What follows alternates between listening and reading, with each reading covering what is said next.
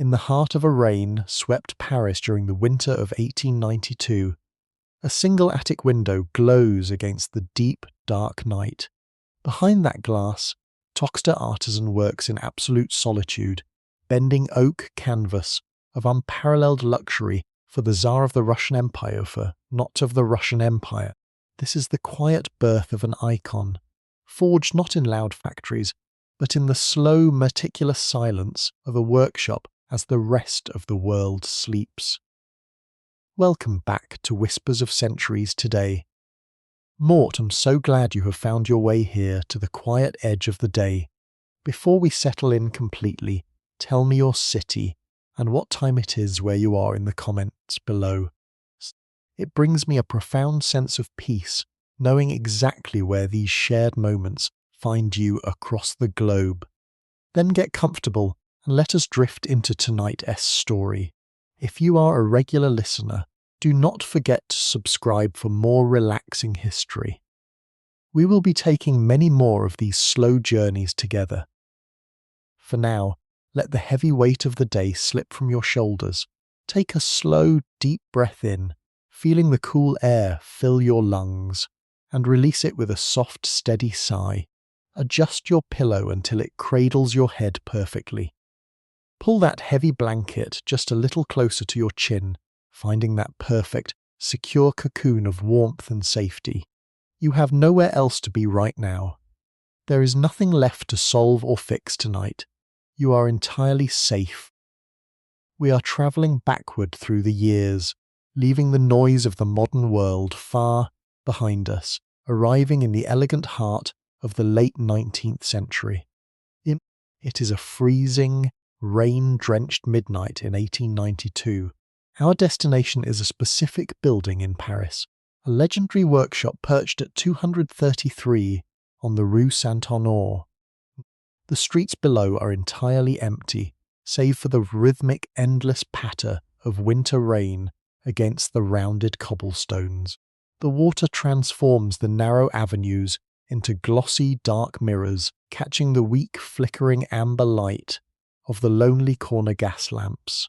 The world outside is cold and unforgiving, but we are heading inside, climbing a narrow wooden staircase where every wooden plank groans softly underfoot.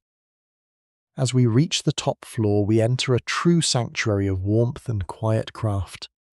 The air up here is immediately thick, carrying the deeply comforting, rich scent of freshly tanned leather, melting beeswax, and the damp, earthy aroma of raw poplar wood. A small cast-iron stove sits in the corner, radiating a steady dry heat that gently pushes back the winter draft slipping through the window frames.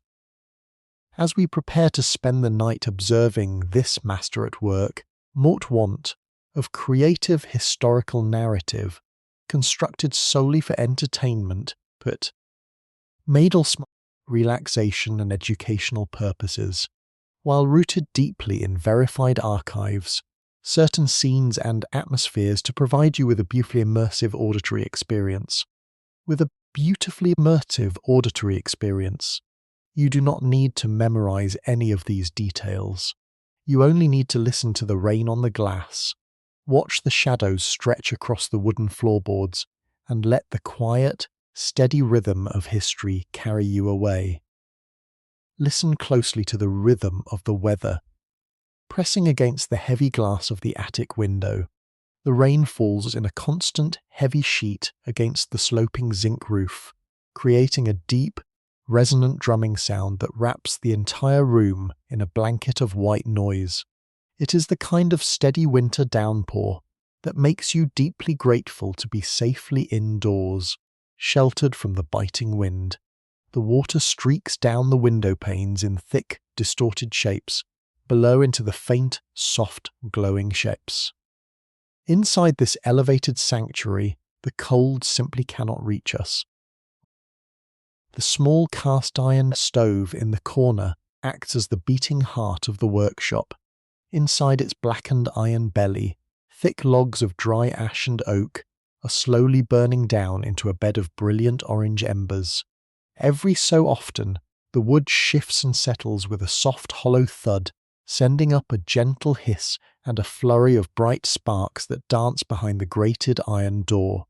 The heat it produces is incredibly dry and heavy, settling over your shoulders like a thick woolen shawl. It chases away any lingering dampness in the air, creating an atmosphere that is uniquely cozy and profound up many bustling world that will wake up many hours from now. Breathe in the air of the room. It is a dense, complex tapestry of scents that tells the entire history of this craft. The most prominent note is the rich, dark aroma of cured leather. Dozens of heavy hides are rolled tightly and stacked along the far wall, their surfaces cool and smooth to the touch. They carry a scent that is earthy, grounding, and slightly sweet, a testament to the natural oils and elements used in their preservation. Mingling with the leather is the unmistakable fragrance of warm beeswax. On a small iron plate near the stove, a shallow copper dish holds a pool of liquid wax, releasing a golden honeyed scent that softens the edges of the room. Beneath it all is the sharp, clean smell of raw timber. Freshly cut planks of poplar and oak lean against the brickwork, exuding the crisp green scent of the forest floor. The wooden floorboards beneath our feet are scattered verkepi, tehat, pale, curled wood shavings from the day's earlier labours, adding a dry, papery aroma to the heavy air. Standing at the centre of this sensory haven is the master artisan, Edmund. He is a man of quiet focus, dressed in a thick woolen vest over a simple linen shirt, his sleeves rolled up past his elbows. He does not rush. In the deep hours of the night, time seems to stretch and expand, offering him an endless canvas of silence in which to work. He stands before a massive, ancient oak workbench.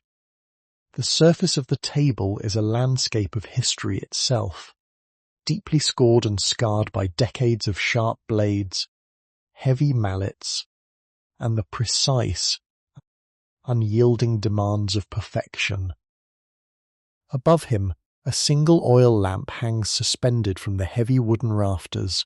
The flame burns with a steady teardrop shape, casting a warm amber pool of light directly onto the centre of the workbench, while leaving the far corners of the workshop draped in soft, velvety shadows. Dust motes drift lazily through this column of light, dancing in the warm air currents rising from the stoves. The atmosphere is suspended in time. There are no sudden movements here. There is only the rain, the fire, and the steady, rhythmic breathing of a craftsman preparing to shape history with his own two hands. We have nothing to do but watch and rest and let the peace of the workshop settle deep into our bones. To truly understand the quiet weight resting upon the artisan's shoulders tonight, we must first look beyond the rain streaks. Lesthadst, waiting outside this attic. The year 1892 sits perfectly within a golden era known as the Belle Epoque. It is a time of profound, sweating transformation across the continent.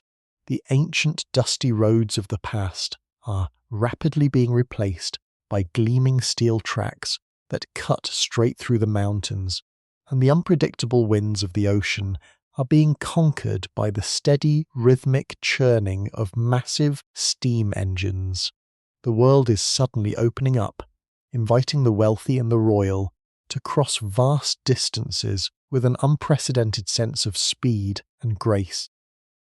We are no longer in an age where travel means enduring weeks of brutal hardship in cramped, unyielding wooden carriages. Instead, the elite now glide across Europe on luxurious express trains, most notably the legendary Orient Express. These magnificent moving palaces feature walls panelled in highly polished mahogany, seats upholstered in deep burgundy velvet, and dining cars that rival the absolute finest restaurants in Paris. To travel is no longer a mere necessity or a burden to be endured. It has become an elaborate, highly choreographed performance, a grand display of status, power, and immaculate elegance. And yet, as the modes of transportation have evolved into these magnificent mechanical marvels, a new and complex challenge in the lives of the European. Elite. What? The aristocrats and the royal families of the world are now travelling with massive, intricate wardrobes. They carry trunks filled verkepite voluminous evening gowns, heavy military uniforms adorned with delicate metallic medals, and countless layers of fine, fragile silk. They require a new type of luggage, one that can effortlessly withstand the intense, constant rattling vibrations of a train carving its way through the snowy Alps, or the damp, corrosive, salty air of a transatlantic steamship voyage. All the while, this luggage must maintain an exterior of flawless, aristocratic beauty. They need something far stronger than a simple leather satchel and far more refined than a common wooden shipping crate. As you lie there, feeling the steady, calming rhythm of your own breathing, imagine the deep, resonant sound echoing across the European landscape. The European landscape, carrying travellers toward distant, fog-draped horizons. If you are finding comfort in this quiet journey back to the golden age of travel, please consider gently tapping the like button to support our peaceful corner of history. Peaceful corner of history. Your quiet presence here makes these historical shadows feel much warmer. It is this exact uncompromising demand for unbreakable elegance that has led the most powerful men and women in the world to look toward the craftsmen of Paris.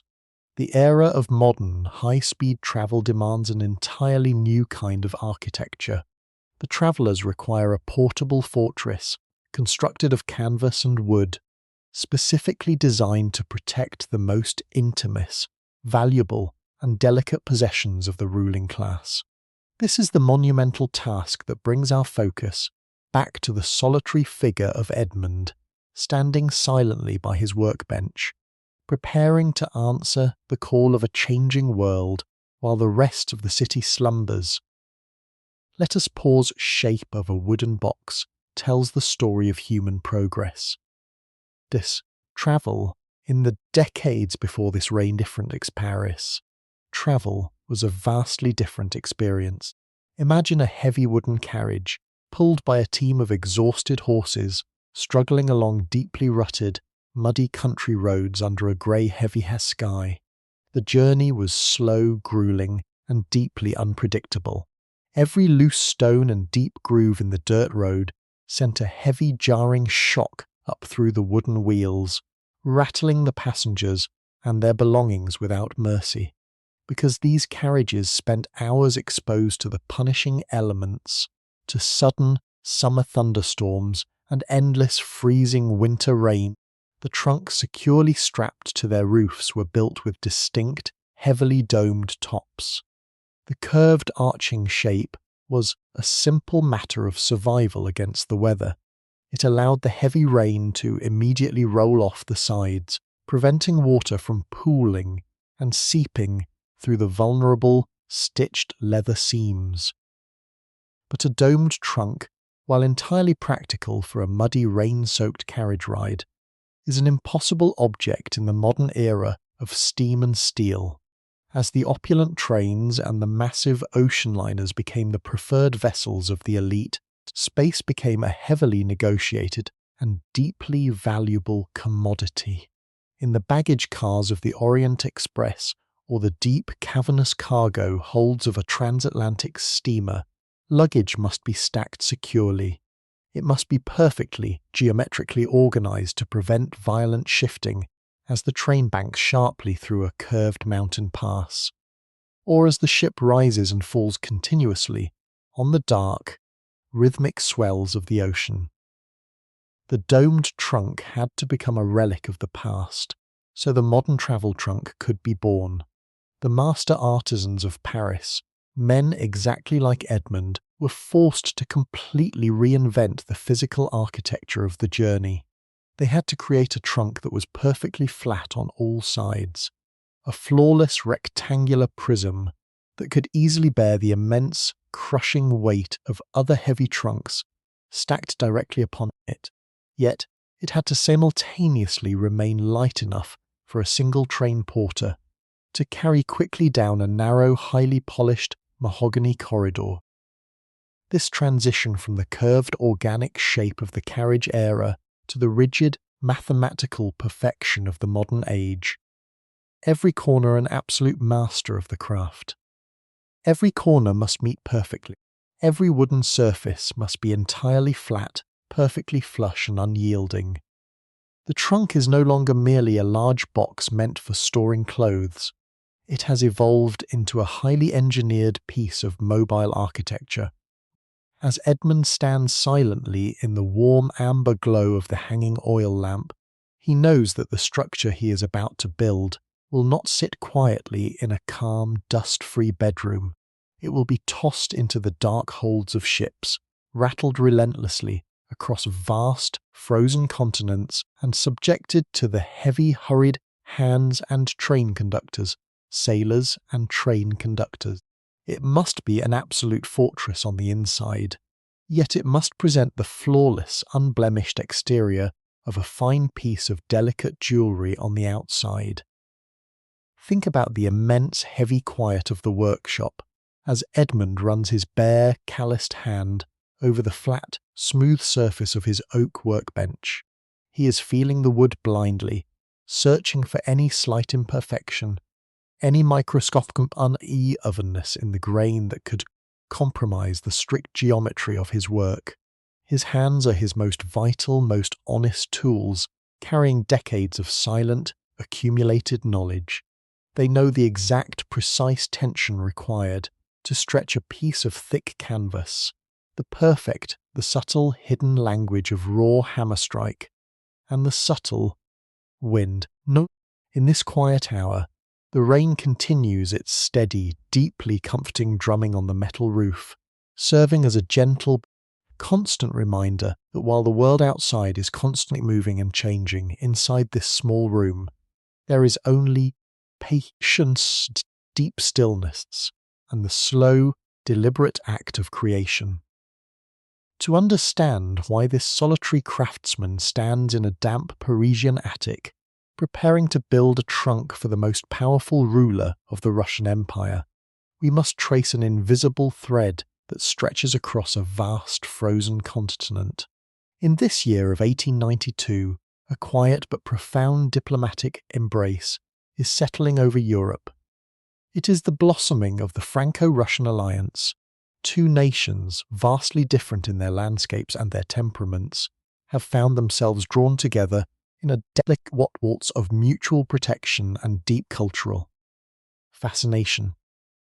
Far to the east, thousands of miles from the gentle winter rain of Paris, lies the imperial city of St. Petersburg. Imagine the absolute silence of a Russian winter night. The snow falls there not in soft droplets, but in thick, heavy flakes that blanket the massive stone facades of the Winter Palace in a layer of pristine, sound-absorbing white. The cold is sharp and absolute, freezing a solid sheet of dark, unyielding ice. Yet, inside those magnificent, towering palaces, the atmosphere is entirely different. The drawing rooms of the Russian aristocracy are illuminated by thousands of trembling candles, their warm light reflected endlessly in gilded mirrors and polished marble floors. For the elite of St. Petersburg, Paris is not merely a distant capital. It is an idea, a shimmering beacon of unparalleled refinement and aesthetic perfection. The Russian nobility does not merely admire French culture, they breathe it. They converse in flawless, melodic French, their voices soft and low, in the quiet corners of their grand estates. They import vast libraries of French literature, their fingers turning pages bound in soft Parisian leather. To them, the harsh, unforgiving nature of their geography must be countered by the absolute pinnacle of human craftsmanship. They seek out the delicate, the precise and the beautiful, to soften the heavy, brutal edges of their eternal winters. When a Russian Grand Duke or the Tsar himself desires an object of true significance, he does not commission it locally. He sends his royal emissaries across the continent, riding the rumbling steel tracks all the way back to the quiet, narrow streets of the French capital. They seek out the master artisans, the quiet men like Edmund, who possess the inherited, silent knowledge of how to turn raw materials into lasting poetry. The Russian court demands perfection, a standard so impossibly high that only a handful of workshops in the world. They are not simply purchasing a piece of luggage. They are acquiring a piece of the Parisian soul, a tangible manifestation of the elegance they so deeply crave. Edmund is profoundly aware of this invisible cultural bridge. As he stands in the centre of his workshop, listening to the rain tap against the Date Inertiae roof, he feels the quiet, heavy gravity of his task. The wood he shapes tonight will eventually sit it in a palace adorned with malachite and gold. The canvas he stretches will be touched by hands, draped in thick sables and heavy velvet. He is not merely constructing a wooden box. He is serving as a silent ambassador of his nation, weaving the delicate, romantic spirit of Paris into a robust, impenetrable fortress that will soon cross the frozen expanse of Europe. The contrast between his humble, sawdust-covered floors and the polished halls of his patron is vast. Yet, in this silent hour, his hands hold the power to perfectly bridge that immense distance. The fire in the stove pops softly, bringing his focus back from the snowy plains of Russia to the warm amber light of his workbench. He adjusts his heavy woolen vest, rolls his shoulders, and prepares to read the sealed document that outlines the strict, uncompromising demands of the Tsar. Let the heavy, soothing reality of that connection wash over you as you sink deeper into the quiet warmth of your own resting place. Edmund reaches toward the far edge of his heavy oak workbench, his fingers brushing against a thick, heavy envelope, resting near the base of the oil lamp.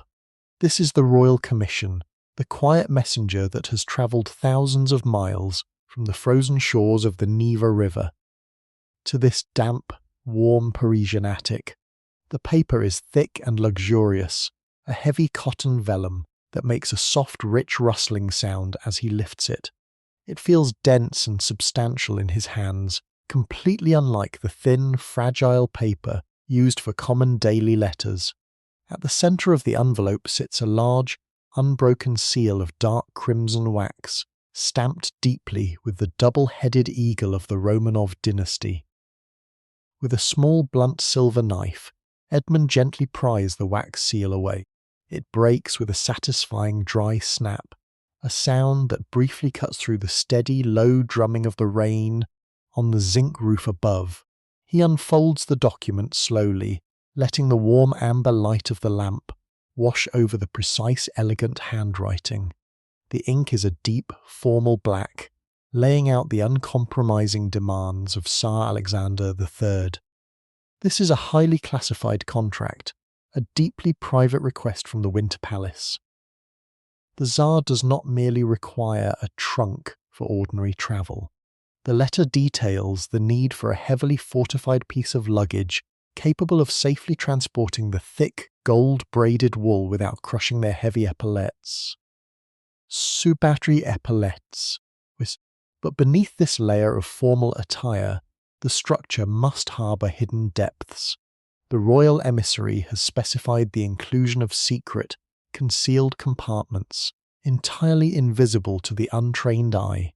These hidden wooden chambers are meant to securely hold highly sensitive diplomatic documents, papers that could easily shift the fragile balance of power across the European continent. Furthermore, the trunk must contain cushioned, perfectly measured recesses designed to safely cradle the most delicate, fragile masterworks of the jeweller Faberge. It is a profound engineering paradox. Edmund must build a fortress strong enough to, across the freezing plains of the Rushling journey, across the freezing plains of the Russian Empire, yet delicate enough on the inside to protect items made of fragile enamel, thin gold wire, and precious gemstones. There is absolutely no margin for error. A single cracked joint or a loose brass nail could lead to the destruction of a priceless imperial treasure, or worse, the exposure of a hidden diplomatic secret. Yet, as Edmund reads these monumental demands, his face remains entirely calm, smooth, and untroubled. He does not feel fear or anxiety. He only feels the quiet, steady rhythm of his own heartbeat. Grounding him in the present moment, he traces a rough, calloused finger over the smooth surface of the letter, translating the complex royal demands into the physical language of wood, canvas, and brass. The rain continues its endless, rhythmic descent outside, wrapping the room in a safe, unbroken layer of sound. As we sit together in the quiet of this workshop, watching him study the paper, Mort want to gently remind you that this content was developed with the assistance of advanced artificial intelligence tools and has been meticulously reviewed, verified, and edited by the editorial team at Whispers of Centuries, all rights reserved. And if you find yourself drifting off into sleep before this long night of craftsmanship concludes, until next time, listen closely to the whispers of the past, because you never know what timeless wisdom might quietly find its way into your night. Edmund gently folds the thick vellum letter, sliding it carefully back into its crimson-sealed envelope. He moves it to the far corner of his workbench, out of the way of his tools, yet keeping its heavy presence within his sight. Now, the abstract demands of the Russian emperor must be translated into absolute mathematical reality. He reaches beneath the table and pulls out a large, untouched sheet of heavy drafting paper.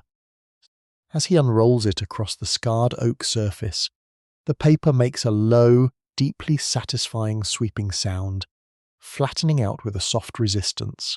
He places 2 heavy brass weights at the top corners to keep the sheet perfectly still. From a small wooden box, he selects a slender rod of dark graphite. He does not use a modern pen for this initial architecture. He prefers the soft, forgiving nature of charcoal and graphite, materials that can be smudged, softened, and reworked as the design slowly reveals itself. He leans over the paper, his face bathed in the warm, steady pool of amber light. The only sound in the room, aside from the relentless patter of the winter rain and the occasional soft pop of the stove, is the rhythmic, textured whispering of the graphite gliding across the rough surface of the paper. It is a slow, methodical sound. Shh, shh, shh, shh, establishing the uncompromising exterior dimensions of the trunk. He must first design the upper chambers. These shallow wooden trays will hold the heavy, formal military uniforms of the Tsar. Edmund lightly sketches the dimensions, visualizing the thick gold-braided wool, the stiff collars, and the heavy metal medals. He calculates the exact depth required so that the lid of the trunk will close perfectly, pressing down just enough to keep the garments from shifting, but not so tight as to crush the delicate golden threads. He draws small, precise cross-sections, indicating where soft felt will be glued to the wood to prevent any rough friction against the royal fabric. As we watch the dark lines of graphite slowly build the hidden geometry of this trunk, Mort invite you to settle even deeper into your mattress. If you are enjoying the quiet intimacy of this nocturnal workshop, consider leaving a gentle like on this video. It is a very small, quiet gesture, but it helps our peaceful community of midnight listeners grow and find solace together in the dark. Now let your focus return to the slow movements of the artisan S hand. beneath the trays designated for the uniforms. Edmund begins to sketch something far more complex. He is drawing the architecture of secrecy. He maps out a false bottom, a completely hidden layer, suspended just a few inches above the true base of the trunk. To the ordinary eye, or to a hurried customs inspector at a border crossing, the trunk will appear completely empty once the clothing trays are removed. But Edmund is drawing a subtle, almost invisible wooden lip, a mechanism that requires a specific, applied pressure to release.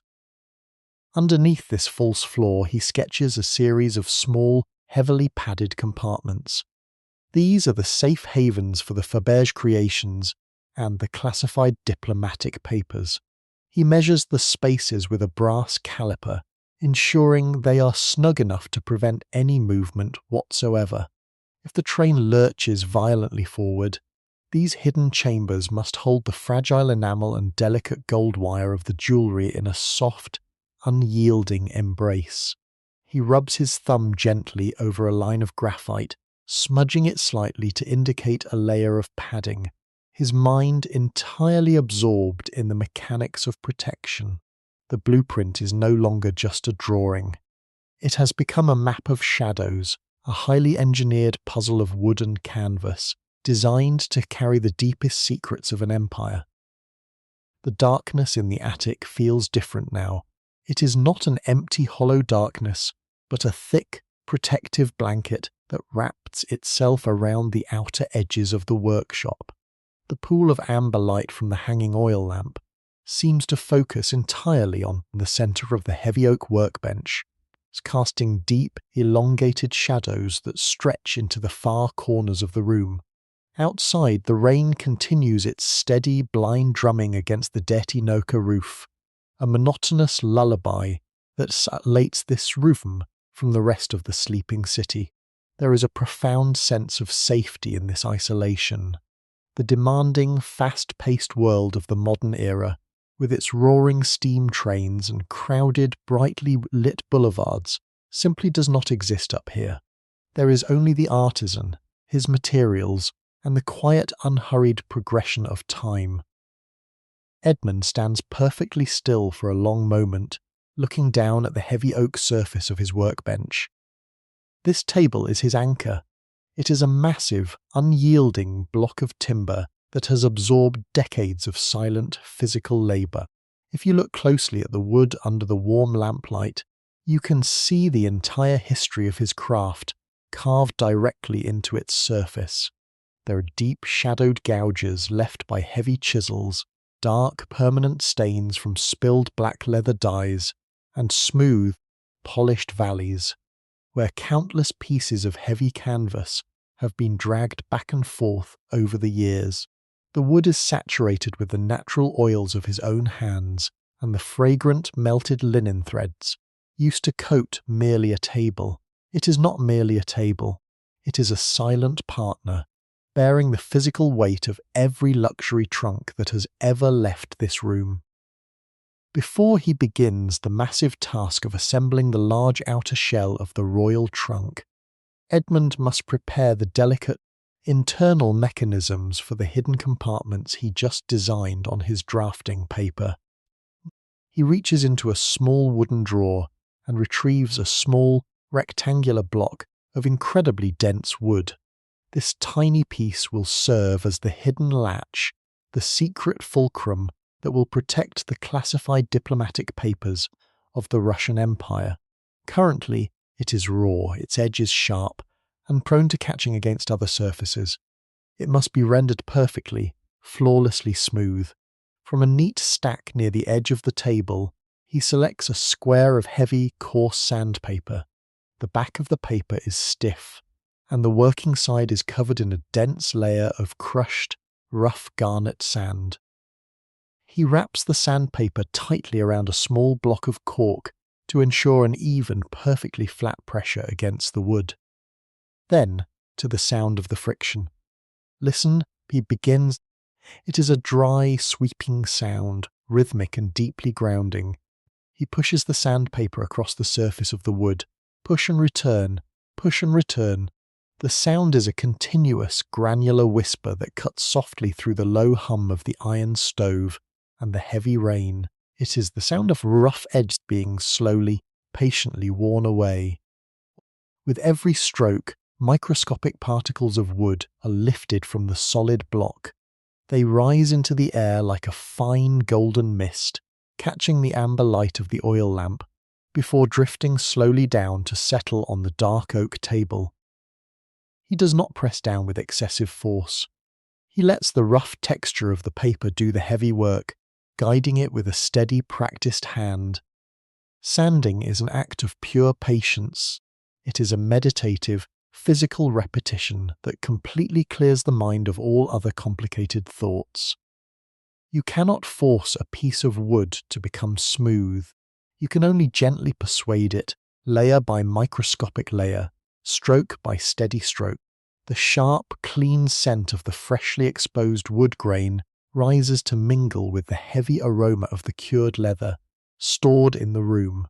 He pauses his sweeping motion, unwraps the paper, and runs his bare thumb over the surface of the small wooden block. His skin is searching blindly for any microscopic flaw, any tiny ridge that the human eye cannot see in this dim light. Finding a slight imperfection near the bottom corner, he wraps the sandpaper around the cork once more and resumes his quiet, rhythmic sweeping. Push and return, push and return. The night stretches out before him, vast and deeply peaceful. There is no rush. There is only the steady, soothing sound of perfection being slowly coaxed from the raw, unyielding material of the earth. Edmund brushes the fine golden sawdust from the surface of the small wooden latch. It is now a flawless piece of hidden mechanics, ready to serve its silent duty. He places it carefully into a small ceramic bowl at the top of his workbench. Before the heavier construction of the main trunk can begin, the master artisan must prepare his tools. This is a quiet, sacred ritual of organization. In the dark hours of the night, a craftsman cannot, by searching blindly for a misplaced hammer or a dull blade. Every instrument must be exactly where his hand expects to find it, laid out with the absolute precision of a surgeon preparing for a highly delicate procedure. He reaches into the heavy leather roll that holds his most prized implements. The first tool he extracts is the traditional leather cutting knife, often called a half-moon knife because of its distinct, gracefully curved blade. He holds it up to the warm amber light of the oil lamp, the steel cold and heavy forged decades ago and sharpened countless times until the cutting edge has become a whisper-thin line of silver. The handle is carved from dense, dark rosewood. Over the years, the natural oils from his hand have darkening it to the rich colour deep glossy sheen, darkening it to the rich colour of strong black tea. He runs his thumb lightly over the rounded pommel, feeling the familiar, comforting weight. When he grips it, the tool ceases to be a separate, lifeless object. It becomes a perfect physical extension of his own arm. He lays the knife gently on the right side of the heavy oak table. Next, he retrieves his saddler's hammer. This is not a heavy, brutal tool meant for driving large iron spikes into wooden building frames. It is a small, exquisitely balanced instrument of quiet persuasion. The forged iron head is long and slender, tapering Battles-Molesnal's flattened point, designed to hold tiny nails securely in place. The handle is made of pale, straight-grained hickory, chosen specifically for its natural ability to absorb the sharp shock of a strike. It feels impossibly light, yet deeply purposeful. He tests the balance, tossing it an inch into the air and catching it. Silently, the hickory wood is smooth and warm, offering a tactile contrast to the cold, dense iron resting at the top. He places the hammer precisely next to the half-moon knife, ensuring their handles are perfectly parallel. Finally, he must prepare the permanent bindings of the trunk. From a heavy canvas sack resting on the floor, he scoops a handful of solid brass rivets. He brings his hand over a shallow wooden bowl resting on the workbench and slowly opens his fingers. Listen to the sound of the metal falling into the wood. It is a bright, clear cascade of tiny collisions. The brass rivets tumble against one another and strike the musical clinking sound with a sharp musical clinking sound. The noise is crisp and bright, a sudden burst of clarity that briefly pierces through the low, steady drone of the heavy winter rain outside. In the warm glow of the lamp, the small mound of brass rivets shines like a collection of tiny perfect gold coins. Each one is a vital anchor destined to hold the leather, canvas, and wood together through years of violent motion and harsh, unpredictable weather. The tools are now arranged in a perfect, orderly row across the scarred oak surface. The cold steel of the blade, the warm hickory of the hammer, and the bright, heavy brass of the rivets sit in patient silence. Edmund stands above them, looking down at the quiet readiness of his instruments. He takes a slow, deep breath, inhaling the mingling scents of the workshop, the metallic tang of the iron, the dry dust of the canvas, and the sweet, lingering aroma of melting beeswax. He centers his mind entirely, letting go of all lingering thoughts, allowing the calm, unhurried rhythm his senses. The mental preparation is complete. The true physical architecture of the imperial trunk is about to begin. Let the steady, organized nature of this workbench bring a sense of profound order to your own resting mind. Somewhere in the distance, heavily muffled by the thick curtain of the winter rain, the deep, resonant chime of a church bell begins to toll. It strikes 12 times, a slow, sombre rhythm that drifts across the wet slate roofs of Paris and filters softly through the damp glass of the attic window. It is midnight. The city below has finally surrendered entirely to the darkness. The grand boulevards, usually teeming verkeptehat elegant carriages, hurried pedestrians, and the bright, chaotic energy of the late 19th century are now completely empty. The grand theatres have closed their doors, the corner cafes have extinguished their brilliant gas lamps, and the entire French capital has retreated beneath heavy, warm blankets. Up here, in this elevated sanctuary of wood and leather, the arrival of midnight brings a profound sense of sweet, unbroken isolation. Edmund is completely alone, severed from the demanding, relentless expectations of society. There is absolutely no one to interrupt him, no urgent knocks at the heavy oak door downstairs, no passing voices to break his absolute, silent concentration.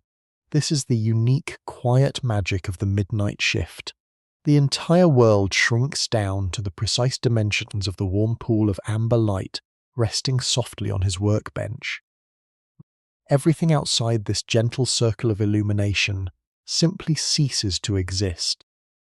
If you are listening to this right now, Mott hope you feel a similar deeply comforting sense of profound isolation in your own room. The heavy demands of your day are finished, securely locked away behind the closed door of your bedroom. There is no one asking anything of you, no tasks left to complete, no problems left to solve. You are entirely allowed to simply exist in the quiet dark. If this peaceful solitude brings a sense of relief to your tired mind, consider pressing the subscribe button to join our quiet sanctuary permanently. It is a very gentle, effortless way to ensure you always have a place of calm refuge waiting for you when the outside world becomes too loud. Edmund steps slowly away from the heavy oak workbench for a brief moment and walks toward the small cast-iron stove resting in the corner of the room. He opens the grated iron door, the metal hinges releasing a soft, low squeak. The sudden rush of cool, fresh air feeds the glowing, dormant embers, causing them to flare up instantly into a bright, sudden orange. The heat rolls out in a thick, dry wave, warming the front of his heavy woolen vest and casting long, slow dancing shadows against the raw brick wall behind him. Using a long blackened iron poker, the burnt wood breaks apart with a soft hollow crumbling sound up the dark chimney, sending a quiet flurry of bright sparks up the dark chimney. He reaches down and places a new piece of dry ash wood directly onto the fire. It catches almost immediately, the dry flaky bark crackling as the new flames wrap around it. He closes the iron door securely, sealing the fire back inside its dark metal belly. The room returns to its steady, even warmth. He walks back to the center of the room, standing quietly before the large, heavy rolls of raw material leaning against the far wall. The careful preparation of his tools is complete.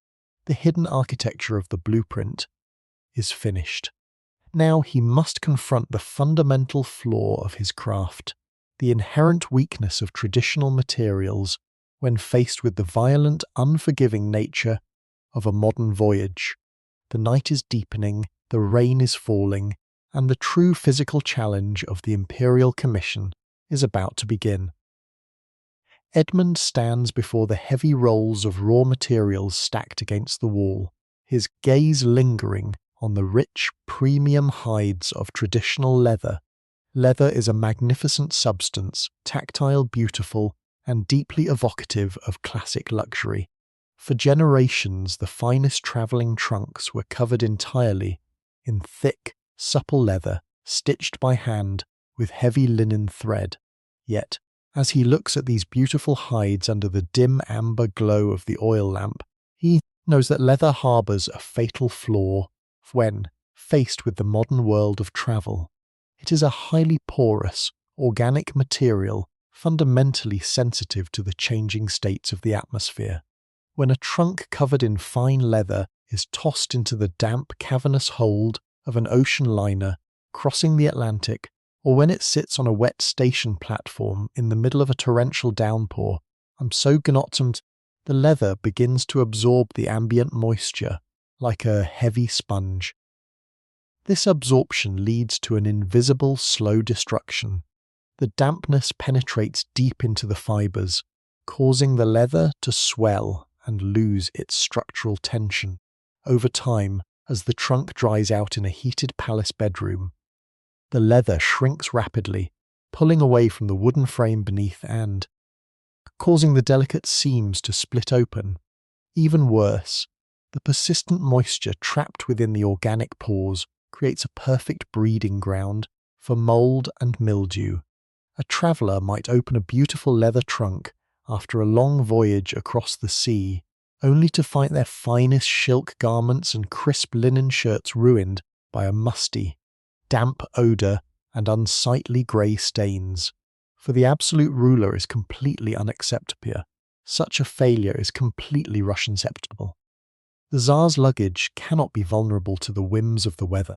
It must remain perfectly dry, pristine, and unblemished, regardless of whether it is travelling through a misty Parisian spring or a freezing, moisture-heavy storm on the Baltic Sea. Edmund reaches out and runs his hand over a roll of leather, feeling its smooth, familiar texture. He respects the material, but he recognizes its limitations in this new era of global transit. The modern world demands an entirely new kind of surface technology, a material that can completely repel water, resist the growth of mold, and maintain its tight, perfect geometric form through years of extreme temperature shifts. It is this exact problem that drove him to look beyond the traditions of the past. He needed to invent a material that possessed the resilience of iron, but the flexibility of cloth. He turns his back on the stacks of traditional leather and looks toward a separate, securely wrapped bundle sitting on his secondary workbench. This is the secret weapon of his house, the revolutionary material that will define the future of travel. The rain outside seems to intensify, drumming furiously against the glass, as if challenging the artisan to prove that his creation can truly conquer the elements. Edmund approaches the secondary workbench where the mysterious, securely wrapped bundle rests in the soft shadows. This heavy cylinder holds the direct answer to the fatal vulnerabilities of traditional leather, but it is wrapped in a layer of thick brown protective paper and tied securely with a length of coarse hemp rope. He reaches out and grasps the knot, pulling the rough fibers slowly until the tension releases. The heavy rope slips away and falls to the wooden floorboards with a soft, muted thud. He gently peels back the thick brown paper, the dry material making a low, crinkling whisper that momentarily joins the steady drumming of the rain against the roof. He places his hands firmly on either side of the heavy roll and lifts it. It is incredibly dense, possessing a substantial concentrated weight that speaks to the absolute tightness of its internal weave. Carrying it over to the main scarred oak workbench, he sets it down directly beneath the warm, amber glow of the hanging oil lamp. The impact creates a solid, heavy thud that vibrates slightly through the thick wooden legs of the table. Placing his palms flat against the top of the cylinder, he pushes it forward. Listen to the sound of the fabric unrolling. It is not the soft, silent drape of silk or the gentle unfolding of fine cotton. It is a stiff, deeply structural unspooling. The heavy canvas makes a long, continuous, dry, sweeping noise as it drags across the scarred oak surface. It resists slightly, wanting to retain its tightly rolled shape, until Edmund places a heavy brass weight at the leading edge to force it flat against the table. This is the very first generation of a revolutionary material, perfectly into this exact year of 1892. It will soon be known to the world as Goyardine. Edmund leans forward, bringing his face closer to the fabric under the warm lamplight. If we zoom in closely, looking at the surface of this unvarnished canvas through his eyes, we do not see the smooth, continuous landscape of animal hide. Instead, we see an incredibly complex microscopic grid. It is a highly tactical topography, made of thousands upon thousands of tightly intersecting threads, woven together with an immense, unyielding tension. He runs his bare, calloused hand slowly across the surface. The friction creates a tiny, rhythmic whispering sound. The texture is profoundly rough and deeply utilitarian. It pushes back against his skin, offering a robust, stiff resistance that feels deeply reassuring. This material is not meant to be delicate. In its current, raw state, it possesses a warm, pale beige colour, the natural unbleached hue of raw plant fibres. It smells faintly of dry fields and late summer harvests, a clean, earthy scent that cuts through the heavy, sweet aroma of the beeswax and the dark, musky scent of the leather hides stored across the room. As his hand glides over the stiff grid of the canvas, Edmund knows that he is looking at the future of his craft. This rough woven cloth will form the impenetrable outer skin of the imperial trunk, acting as a permanent, unyielding shield against violent weather of the Russian steppes and the damp, salty air of the ocean, his mind already calculating the precise alchemy required to transform this dry, porous cloth into an absolute fortress of luxury, into an absolute fortress complete. To understand the true genius of this newly unrolled canvas, we must look much closer at the microscopic architecture of its weave. Edmund slowly runs his fingertips across the rough, unyielding surface, feeling the distinct complex texture of a material born from a highly deliberate alchemy. He is not merely touching a piece of cloth. He is feeling the combined strength of 3 entirely different plants, harvested from the earth and bound together under immense mechanical tension to create a fabric that defies the natural elements. This is not a simple, uniform sheet of fabric. It is a masterpiece of textile engineering. Listen closely to the sound as he presses his palm flat against the canvas and pushes his hand forward. It produces a stiff, highly resistant, dry scratching whisper. The fabric does not yield or gather like ordinary clothing material. It holds its rigid shape, remaining completely flat against the heavy oak table. The core strength of this new canvas comes from its foundational thread, the thick, unyielding fibers of natural hemp. Hemp is a deeply resilient plant, producing fibers that are extraordinarily strong and highly resistant to stretching. When woven tightly, it creates a structural skeleton that can endure violent friction and heavy impacts without tearing. It provides the canvas with a robust, muscular backbone, ensuring that the trunk will maintain its sharp, mathematical edges, even when subjected to the brutal, heavy handling of dock workers and train porters across the continent. Yet a canvas made entirely of hemp would be far too stiff, prone to brittle cracking under extreme cold. To counter this, Edmund has woven fine threads of natural linen directly into the heavy hemp matrix. Linen, derived from the tall, slender stalks of the flax plant, possesses a unique, almost magical ability to breathe and flex. It adds a crucial layer of structural elasticity to the canvas. When the deep, freezing winter of St. Petersburg tries to turn the material brittle, the linen fibers will stretch and adapt, absorbing the shock of the cold. The linen also carries a distinct earthy scent, a very faint aroma of dried summer fields that mingles quietly with the sharp metallic tang of the heavy brass tools resting nearby on the workbench.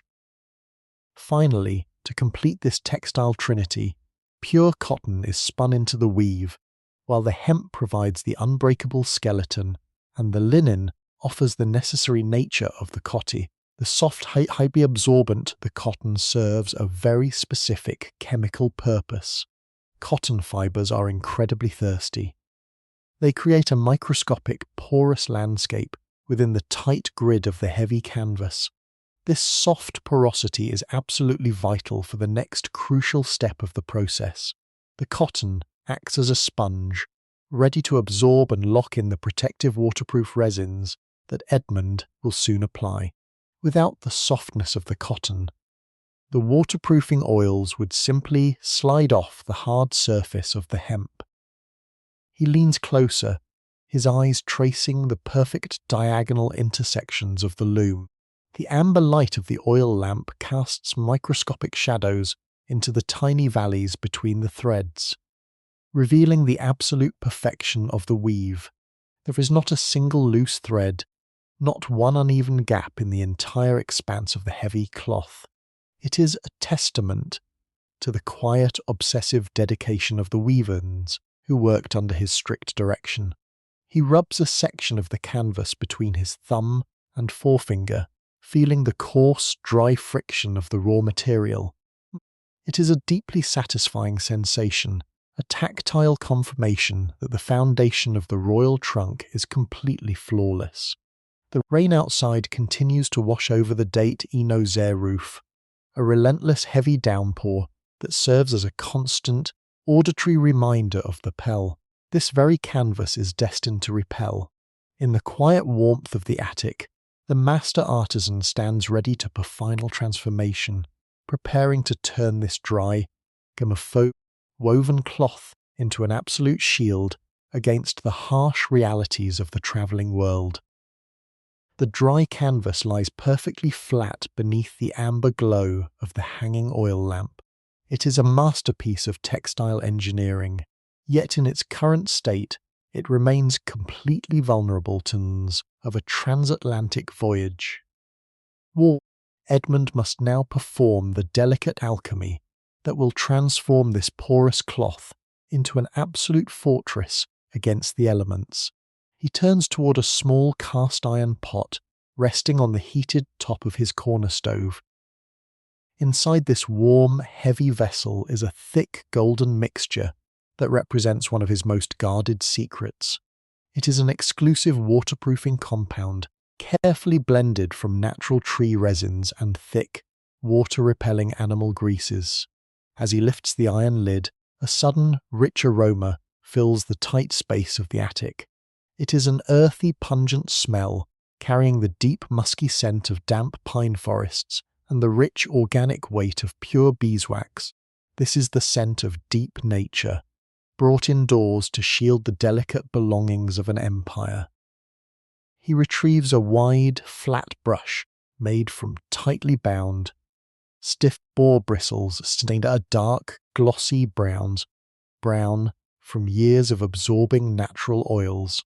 He dips the heavy bristles into the warm golden liquid. The thick resin clings to the brush, dripping slowly back into the pot with a soft, heavy tapping sound. Carrying the brush over to the heavy oak workbench, Edmund prepares for the first stroke.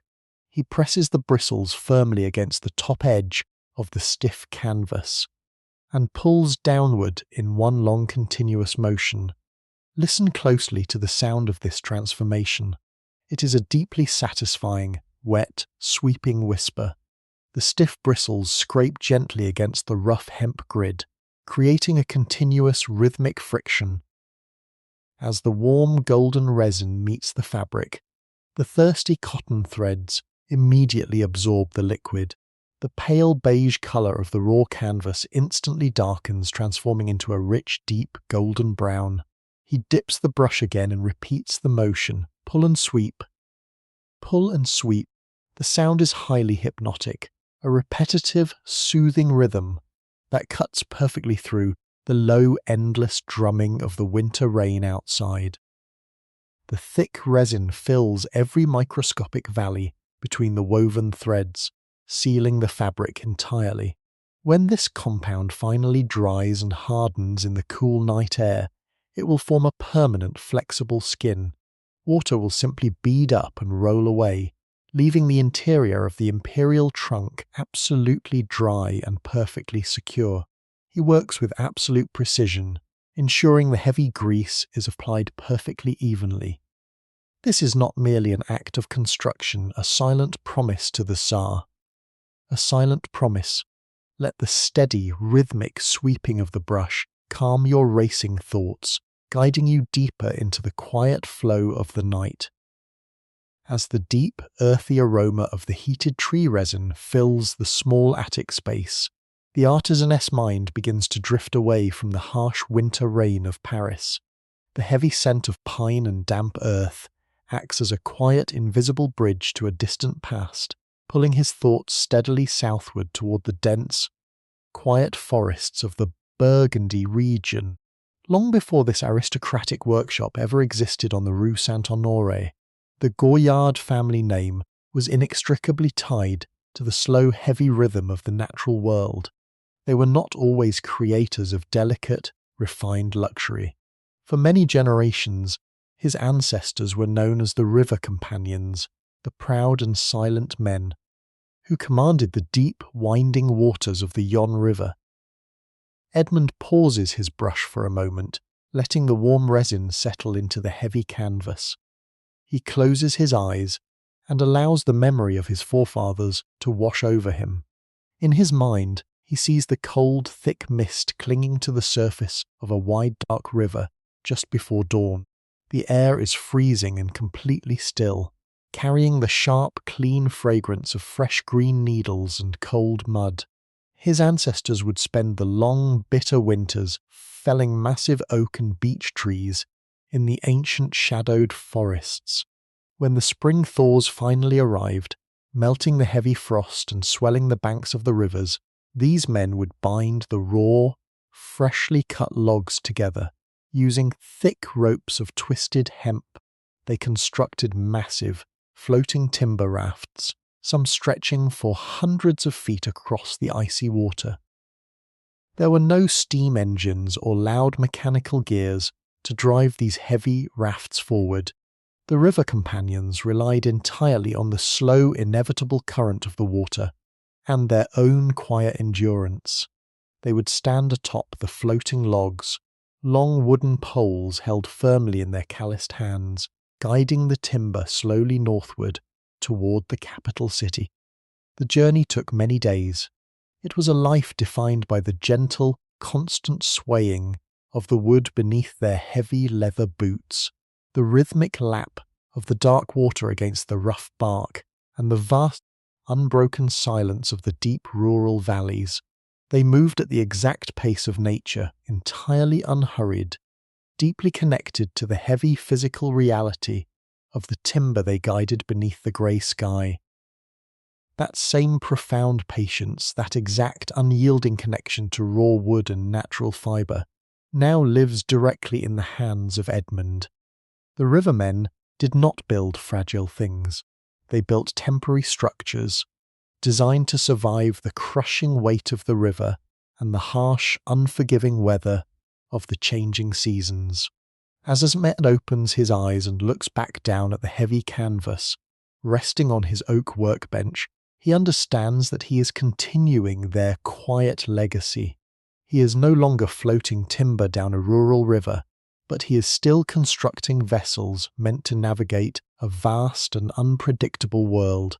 The waterproofing resin he now spreads across the cloth is a silent homage to those cold, misty mornings on the water, a modern shield born from generations of quiet, enduring strength. The rain outside the attic window suddenly feels less like a storm and more like the familiar, comforting companion of a family that has always understood the deep language of the water. The waterproof resin has now settled deeply into the fibrous grid of the canvas, drying into a supple, unyielding protective skin. The material is no longer raw. It has become a fortified shield, ready to deflect the harshest winter storms of the Russian steppes and the corrosive salt spray of the northern seas. Yet, a trunk destined for the private chambers of the Tsar cannot be entirely utilitarian. It must bear the quiet, unmistakable signature of its creator. Edmund moves slowly toward a smaller wooden desk, where a shallow ceramic pot of dark pigment waits quietly in the soft shadows of the attic. He selects a remarkably fine artist brush from a folded leather sleeve. The slender wooden handle feels weightless in his calloused hand, and the dark bristles taper down to a single point. Returning to the treated canvas, he leans close, bringing his face just inches from the golden brown surface. The slightly metallic scent of the fresh pigment mingles with the lingering aroma of the warm tree resin. He dips the tip of the brush into the ink. When the fine bristles meet the stiff fabric, they produce a soft rhythmic cadence, a delicate tapping sound that blends seamlessly into the heavy drumming of the winter rain watching over the roof above. He does not paint in broad strokes. Instead, he places tiny individual dots of pigment onto the surface with absolute precision. As the dark dots slowly accumulate beneath the warm amber glow of the oil lamp, a distinct geometric pattern begins to emerge across the canvas. It is a highly complex chevron, meticulously arranged to form an interlocking grid of the letter Y. This mesmerizing design is far more than a still motif chosen for visual elegance. The central letter stands proudly as the structural heart of the Goyard family name, anchoring their legacy directly into the physical fabric of the trunk. But the true secret of the design lies hidden within the tiny dots themselves. To the artisan, each small point of dark pigment represents a single wooden log. The cascading chevrons perfectly mimic the massive timber rafts his ancestors once guided down the freezing currents of the Yon River. Through this incredibly slow application of pigment, Edmund is elevating the grueling labour of the river companions into a permanent symbol of supreme luxury. Icons to place. When the royal family in St. Petersburg receives this magnificent trunk, they will look upon the geometric cis canvas and see only the pinnacle of sophisticated Parisian elegance. They will remain completely unaware that the intricate pattern they admire is actually a silent monument to the quiet men who worked in the freezing mud of rural riverbanks. The artisan continues his solitary work, the tiny brush rising and falling hundreds of times in the deep silence of the night, weaving the history of his bloodline into the protective armour of an empire. The act of painting the chevron pattern across the entirety of the vast canvas requires a level of endurance that borders on the absolute monastic. Edmund does not shift his weight or adjust his posture. His entire physical being becomes a direct, unwavering extension of the slender wooden brush. The tip of the fine bristles meets the resin-coated canvas with a soft, hollow tap, followed immediately by another, and then another. The sound is incredibly faint, that is almost entirely swallowed by the heavy, continuous roar of the winter rain beating relentlessly against the cold dirt. Inert, bare roof above. Yet, within the deep quiet of the attic workshop, this microscopic rhythm becomes the defining heartbeat of the room. It acts as a steady, reliable metronome of pure dedication. Every few moments, he must return the brush to the shallow ceramic pot resting on the edge of the heavy oak desk. The dark pigment inside the vessel is thick and heavily saturated. As he dips the fine tip into the liquid, the bristles absorb the ink with a soft, wet, whispering sound. He draws the brush gently against the lip of the ceramic pot to remove any excess moisture, ensuring the exact same volume of pigment is carried to the fabric every single time. Each individual dot must be perfectly round, possessing the exact same density and weight as the thousands that came before it. If a single point is painted too heavily, the dark ink will bleed slightly into the coarse hemp fibres, ruining the strict geometry of the design. If it is painted too lightly, the interlocking pattern will lose its striking depth. His eyes trace the invisible diagonal lines across the fabric, guided entirely by years of silent practice and deep muscle memory. The warm amber light from the hanging oil lamp reflects softly off the wet ink, making the freshly painted sections of the canvas shimmer briefly before they dry completely and settle into the matte, wakhan-wand, impenetrable surface of the material. The physical demand of this microscopic task is immense. A dull, heavy ache begins to build at the base of his neck, radiating slowly down through the heavy wool of his vest and into his right shoulder. The muscles in his hand lock into a rigid grip around the wooden handle. But the master artisan does not stop his work. He pushes through the creeping fatigue with a calm, stoic acceptance. The physical discomfort is simply a natural part of the alchemy, a quiet sacrifice required to achieve absolute perfection for the Russian court. He breathes slowly and evenly, inhaling the sharp metallic scent of the wet ink as it mingles with the rich, earthy aroma of the waterproof tree resin. The chaotic world outside the attic window ceases to exist entirely. There is only the rough, heavily textured landscape of the canvas, the dark pool of pigment, and the endless, hypnotic repetition of the brush falling and rising in the quiet shadows of the long night. The final dot of dark pigment settles into the heavy waterproof canvas, completing the vast geometric expanse of the interlocking pattern.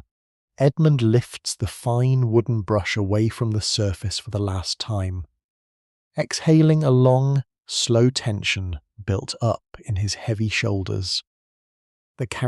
He sets the slender tool gently beside the ceramic pot of ink, the wood making a soft, muted click against the scarred oak desk.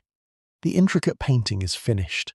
He steps back from the warm circle of amber light cast by the hanging oil lamp to allow his strained eyes a moment, cooler shallow, to allow his repleasen, some moment of dark, restful relief. From a small cast-iron hook near the glowing stove, he retrieves a heavy pocket watch, the smooth metal silver chain. The smooth metal casing feels cool and solid against his calloused palm. He presses the top button, and the lid springs open with a sharp, precise metallic snap. The delicate black hands of the watch rest firmly on the hour of 1 in the morning. The deep night has fully taken hold of the French capital. Outside the thick glass of the small window, the winter rain has grown significantly heavier, transitioning from a steady rhythmic drumming into a fierce, continuous roar as the water cascades violently over the sloping zinc roof.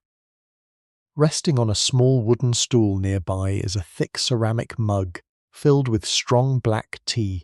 It was brewed hours ago, long before the midnight bell tolled across the city, and the dark liquid has surrendered its heat to the cold winter draught, seeping through the floorboards. Edmund lifts the heavy mug and takes a slow, deliberate sip. The cold tea is profoundly bitter, carrying the sharp, astringent taste of dark leaves, left too long in the water. Yet this bitterness is exactly what he requires. It is a grounding sensation, a stark physical contrast to the warm hypnotic trance of painting the tiny geometric dots. He holds the cold liquid in his mouth for a moment before swallowing, feeling it wash away the faint metallic taste of the pigment and the heavy air of the workshop. He walks slowly toward the small window, cradling the cold ceramic mug in his rough hands. Pressing his shoulder against the heavy wooden frame, he looks out over the sleeping city. The rain distorts the faint yellow gas lamps, glowing dimly on the empty cobblestone streets below, turning them into soft, blurred spheres of light fighting against the dark downpour. There is an immense, profound peace in knowing that the world is currently resting securely beneath those wet slate roofs. He stands there in the shadows, letting the chaotic roar of the storm gathering the quiet strength required for the next phase of the Royal Commission. The delicate artistry is complete, and the heavy physical architecture of raw wood is about to finally begin. The brief moment of rest at the rain-streaked window comes to a quiet end. Edmund sets the cold ceramic mug aside and turns his focus toward the heavy structural work that awaits him. The waterproof canvas is a magnificent protective skin, but it requires a skeleton of integrity to support its shape and maintain its flawless shape. He walks toward the far corner of the warm attic, where several large planks of carefully aged wood rest securely against the raw brick wall. This is not the heavy, unyielding oak of his workbench, nor the dark, dense rosewood of his tool handles. For the interior frame of an imperial travelling trunk, the artisan requires a very specific, deeply purposeful timber. He selects a long, wide board of premium poplar wood. As he lifts the timber from the stack, it moves with surprising ease. Poplar is remarkably light, possessing a pale, creamy white colour that glows softly under the warm amber light of the hanging oil lamp. He carries the pale plank across the workshop and lays it flat across the scarred surface of the oak table. The wood meets the heavy desk with a soft, hollow thud, a sound that completely lacks the dense, heavy impact of harder timbers. This lightness is entirely intentional. A trunk built for the modern era of fast trains and ocean liners cannot be burdened by unnecessary weight. It must be light enough for a porter to carry swiftly down a narrow, crowded corridor, yet strong enough to endure the brutal, unpredictable forces of global travel. Edmund runs his calloused palm slowly down the length of the pale board, feeling the subtle, microscopic ridges of the natural exterior. Poplar possesses a deeply hidden secret beneath its soft. It is incredibly elastic. When a heavy trunk is inevitably dropped onto a hard stone platform, brittle woods like oak or mahogany would simply shatter under the intense pressure. The poplar, however, acts as a natural shock absorber. It bends slightly at the moment of impact, absorbing the violent kinetic energy, before snapping instantly back into its perfect rigid shape. This hidden elasticity is the exact reason it was chosen to protect the delicate treasures of the Russian Tsar. He reaches for his heavy steel saw, preparing to cut the pale wood down into the precise mathematical dimensions required by his blueprint. The quiet hours of the night stretch out endlessly before him, offering a perfect unbroken silence for the heavy labour ahead. The heavy steel blade of the hand saw catches the warm amber light of the oil lamp as Edmund lifts it from the scarred oak workbench. The handle is carved from dense apple wood, shaped by decades of constant use to fit the contours of his calloused grip. He positions the sharp teeth of the blade against the edge of the pale poplar board, aligning it perfectly with the thin graphite line he marked earlier. He places his left hand firmly on the flat surface of the timber, grounding it against the heavy table, and begins the first downward stroke. The initial cut produces a sharp, bright tearing sound that slices cleanly through the thick, warm air of the attic. As he pulls the saw back and pushes it forward again, the sound deepens into a highly rhythmic, resonant hum. Push and return, the mechanical cadence of the steel cutting through the dense grain perfectly matches the relentless drumming of the winter rain on the zinc roof above. With every forward stroke, a fine shower of pale sawdust erupts from the cutting line. The tiny wood particles hang suspended in the warm heat rising from the cast iron stove, dancing briefly in the golden lamplight before settling onto the dark floorboards. This rhythmic labour requires a profound physical meditation. Edmund does not rush the blade. He allows the heavy steady do the demanding work, guiding it with a perfectly steady, unyielding arm. The scent of the freshly cut poplar wood begins to fill the small room, a crisp green aroma that cuts sharply through the lingering scents of cured leather and melted beeswax. It is the scent of a dormant forest being slowly reshaped for a highly specific purpose. The wooden board begins to yield, the deep-cut widening verkepte, at absolute mathematical precision. The physical exertion brings a slow, steady warmth to his heavy shoulders, pushing back the lingering chill of the Parisian night. He focuses entirely on the straight line of graphite, maintaining the uncompromising angle required for the royal trunk. The pieces must fit together flawlessly, leaving absolutely no room for weakness. Finally, with one last smooth downward stroke, the end of the pale board breaks away completely. It falls to the heavy oak desk with a solid impact, a raw building block perfectly prepared for the intricate architecture of the portable fortress. The severed piece of pale poplar wood now rests flat against the heavy oak table, its newly exposed edge rough and fibrous from the sharp teeth of the hand saw to form the impenetrable joints of the royal trunk. These coarse edges must be rendered absolutely smooth and perfectly flush. Edmund reaches toward the neatly arranged row of tools and selects a heavy iron hand plane. The body of the plane is cast from dark, dense metal, while the round wooden handles are worn completely smooth from years of steady, rhythmic pressure. He adjusts the sharp steel blade protruding slightly from the flat bottom, ensuring it will catch only the thinnest possible layer of the raw timber. He places both hands firmly on the tool, resting the flat iron base directly against the rough edge of the pale board.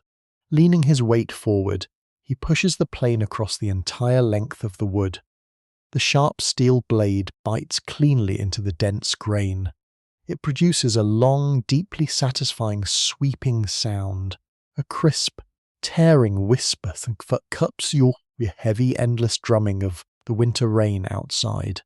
As the iron pushes forward, a perfect, paper-thin ribbon of pale wood curls upward through the top slot of the tool. The delicate shaving twists gracefully into a tight, spiral ring before falling softly to the dark wooden floorboards below. He draws the heavy tool back to the starting position and pushes it forward once again. The sweeping friction repeats, entirely steady and deeply unhurried. The sound is completely hypnotic, a rhythmic, mechanical breath echoing quietly in the warm, enclosed space of the attic. With every long stroke, another delicate curl of pale wood falls away, slowly building a soft, fragrant bed of timber shavings around the heavy legs of the workbench. The rough edge of the poplar board is rapidly transformed into a surface as smooth as polished glass. This act of flattening the wood requires absolute unwavering focus. If the edge is even slightly uneven, the entire geometric structure of the trunk will be severely compromised, leaving a microscopic gap where the freezing, damp air of the Russian winter could eventually penetrate. Edmund runs his bare thumb slowly along the newly planed edge, feeling the flawless, continuous surface. The wood is now perfectly prepared to be joined, piece by piece, into a rigid, unyielding fortress. The crisp scent of the freshly shaved timber fills the warm air, a grounding, earthy reminder of the quiet strength taking shape in the deep shadows of the long Parisian night. With the pale poplar boards planed to absolute geometric perfection, the delicate architecture of the wooden frame must now be permanently bound together. Edmund cannot rely on simple iron nails alone to secure these crucial corners. The intense, relentless vibrations of a speeding locomotive would slowly work rigid metal loose over the years is completely compromising the structural integrity of the royal trunk. Instead, he turns to an ancient, highly resilient method of joinery, combining precise binding strength of traditional animal glue. Voltur all. He walks slowly back to the cast iron stove, radiating dry heat in the quiet corner of the attic.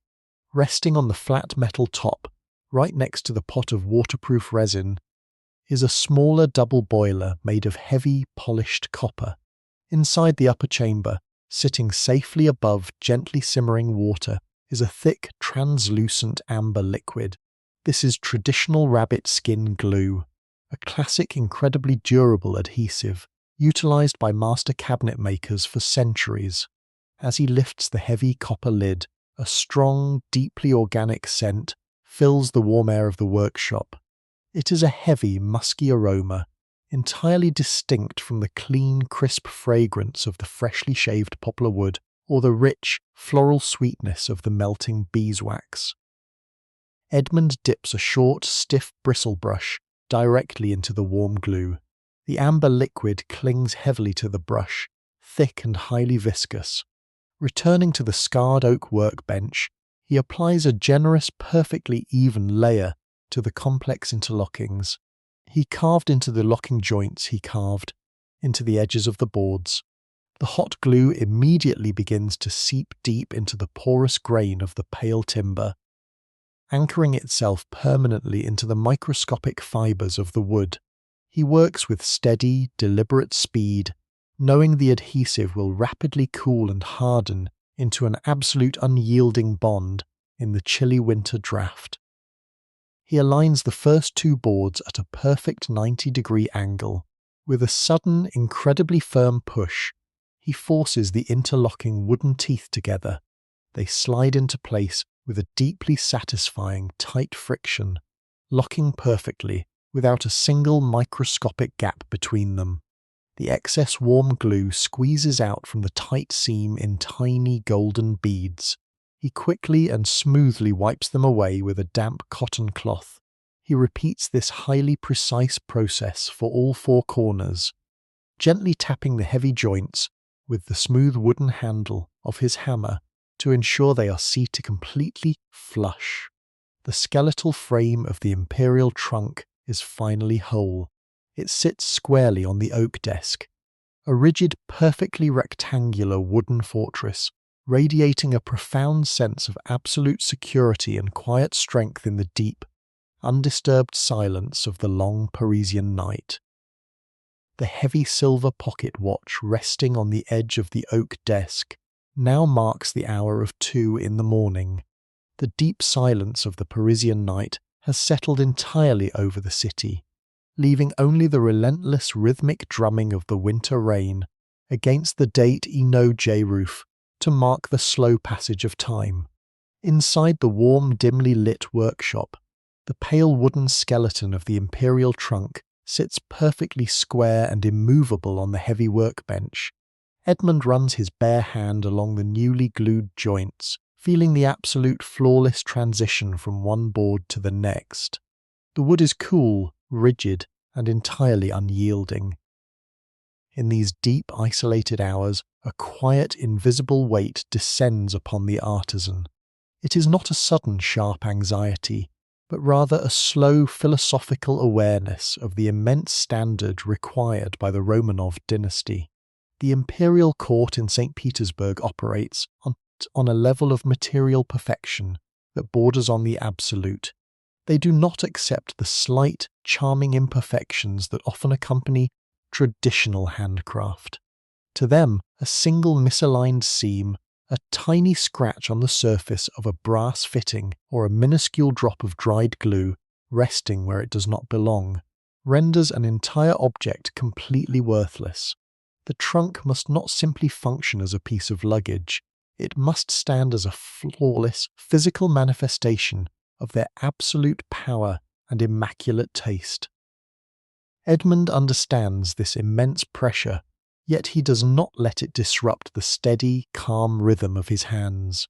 He views this uncompromising demand not as a heavy burden, but as a silent, pure challenge to his own mastery.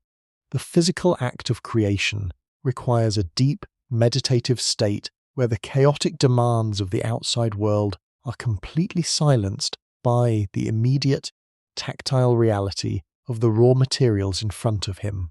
He cannot allow himself to think about the vast opulent palace or the heavy gaze of the Tsar. He must only think about the wood, the canvas, and the metal. He steps away from the wooden frame and turns toward a small, heavy wooden chest resting near the warm cast iron stove.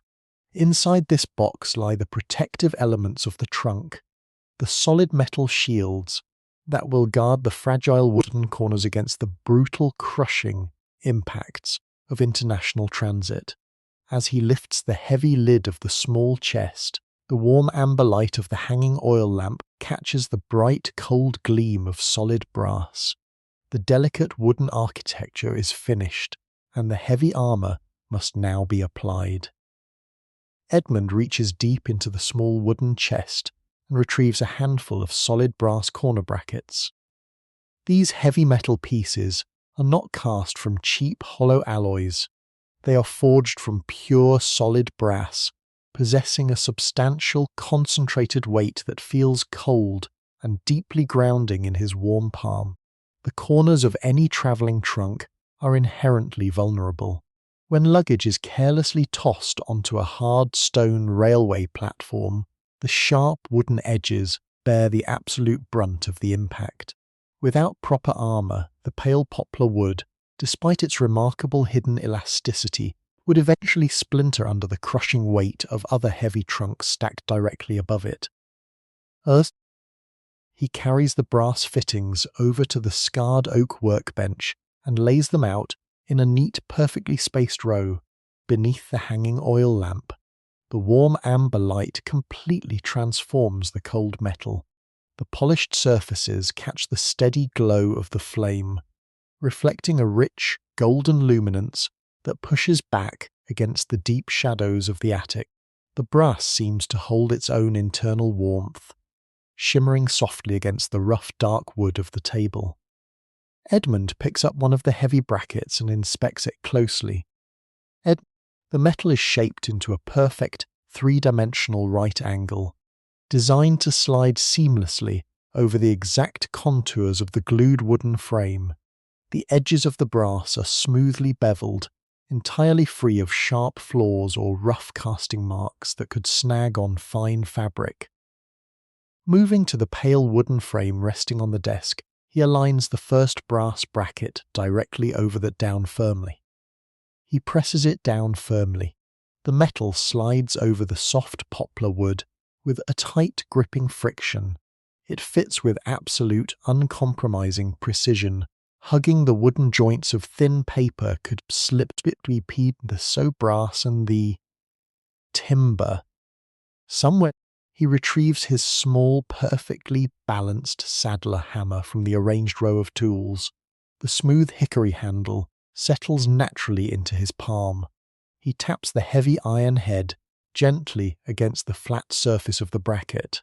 The strike produces a dull, solid metallic thud, driving the corner piece down until it sits completely flush against the edge of the wood. The vulnerable frame is slowly gaining its impenetrable armour, transforming piece by piece into a true fortified vessel. The quiet, methodical tapping of the small hammer joins the endless drumming of the winter rain outside, creating a steady, deeply reassuring rhythm in the heart of the long night.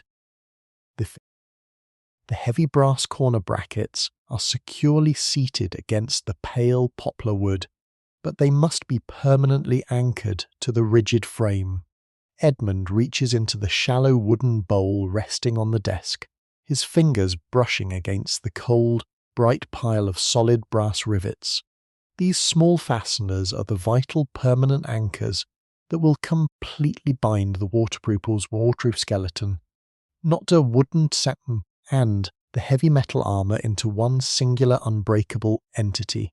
Holding a single sharp rivet carefully between his thumb and forefinger, he positions it perfectly over the tiny hole cast into the top corner bracket. He raises the small saddler hammer.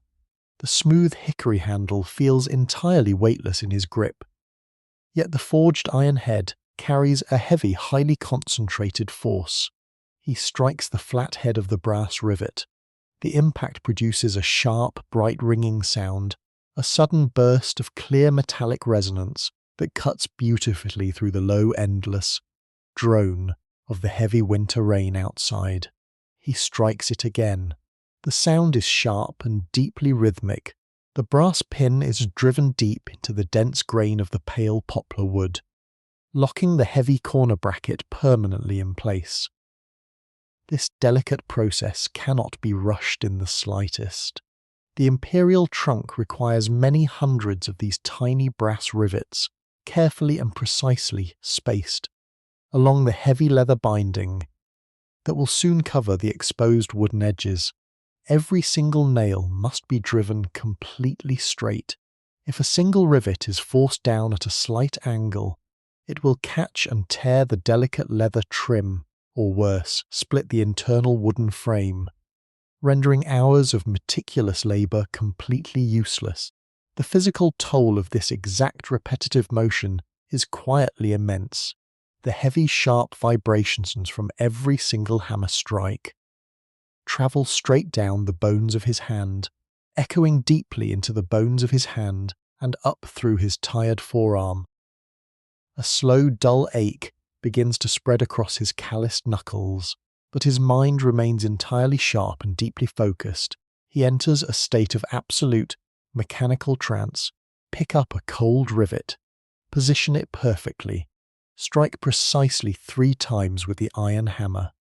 The bright rhythmic ringing fills the small attic, transforming the quiet workspace into a highly purposeful forge. The amber light from the hanging oil lamp catches the polished head of every new rivet, highlighting a perfect uniform line of gold along the dark edge of the trunk.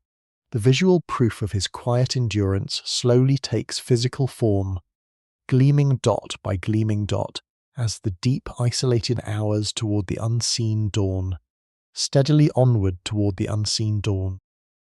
With the heavy brass brackets firmly anchored to the 4 upper corners, the straight, vulnerable spans of the wooden frame between them now require their own specific armour.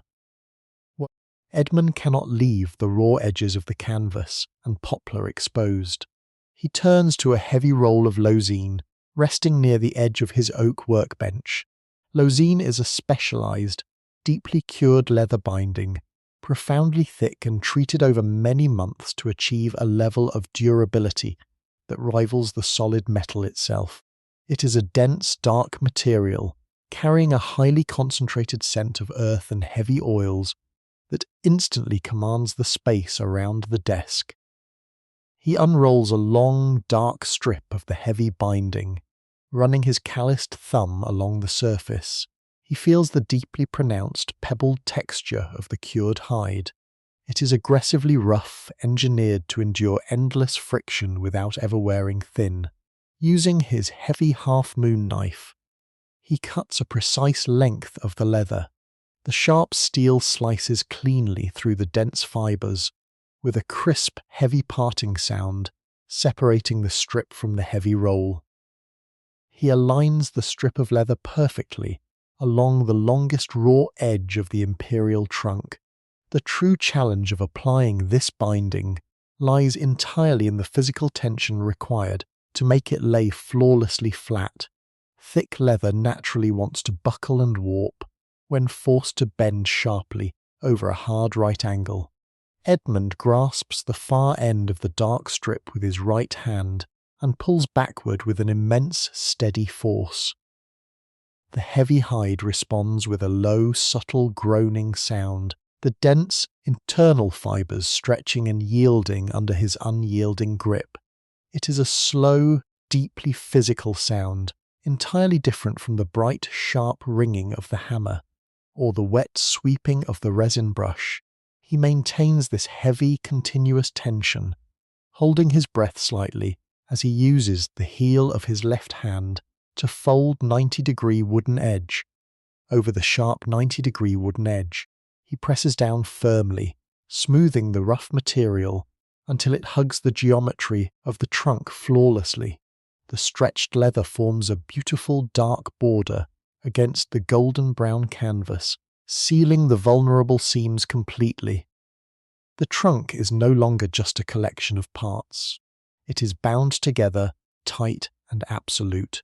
He reaches once more for the small brass rivets, preparing to anchor this protective trim permanently into place. The application of the dark leather binding demands the placement of hundreds more of the small brass rivets.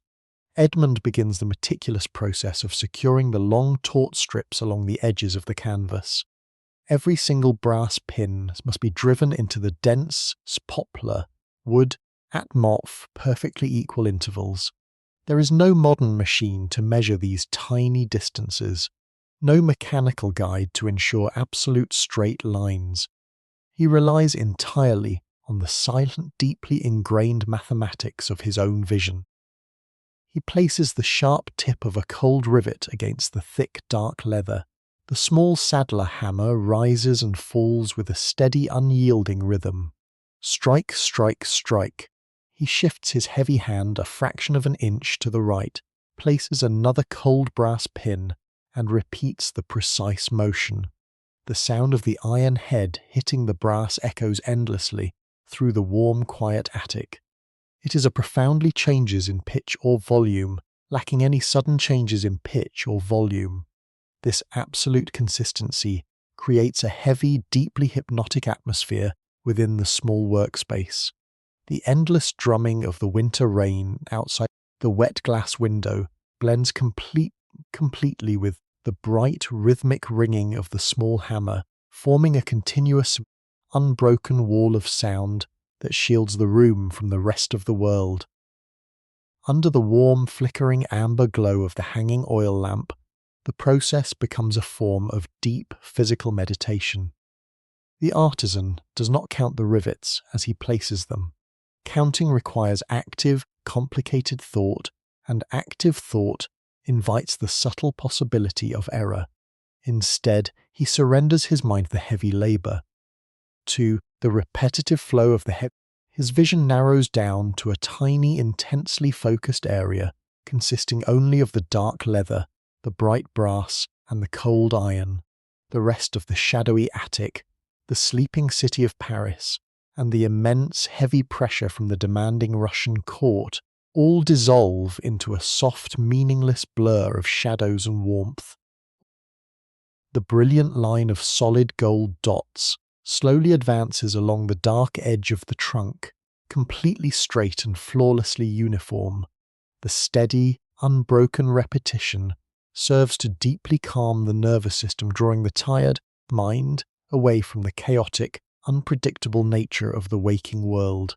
It is a quiet, profound surrender to pure order, a deep, comforting realization that complex, beautiful things are built slowly, through the endless repetition of very small, perfectly controlled actions. The deep hours of the night roll forward, and the slow, rhythmic march of the heavy brass rivets continues entirely undisturbed in the warm glow of the room. The exterior architecture of the imperial trunk is finally fully secured, bound entirely in heavy waterproof canvas, dark cured leather, and hundreds of gleaming brass rivets. Yet a fortress is ultimately defined by the absolute strength of its gate. Edmund turns away from the heavy wooden frame and walks toward a small reinforced iron safe tucked deeply into the darkest corner of the attic workshop. He turns the heavy iron dial, the internal tumblers falling into place with a series of dull, heavy clicks, and pulls the thick door open.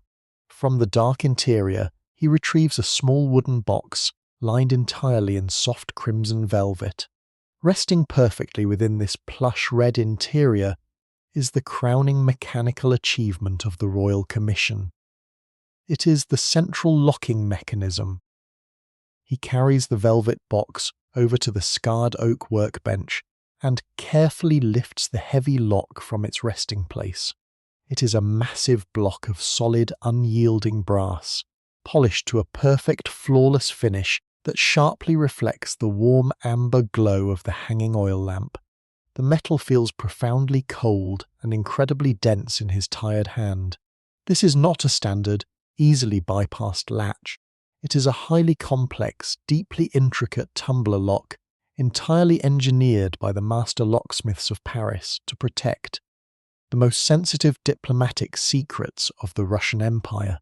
The internal architecture of this solid brass block contains a maze of heavy springs and rigid metal teeth designed to completely freeze the mechanism if any unauthorized tool attempts to breach its narrow keyhole.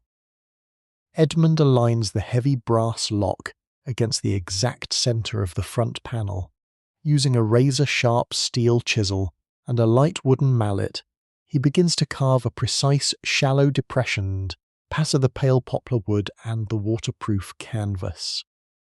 The sharp steel blade cleanly slices away thin, perfect squares of the heavily treated material.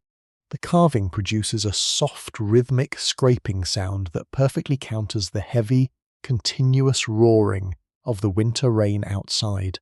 He works with microscopic precision, removing only the exact depth of wood required for the thick metal plate with the surrounding golden brown canvas.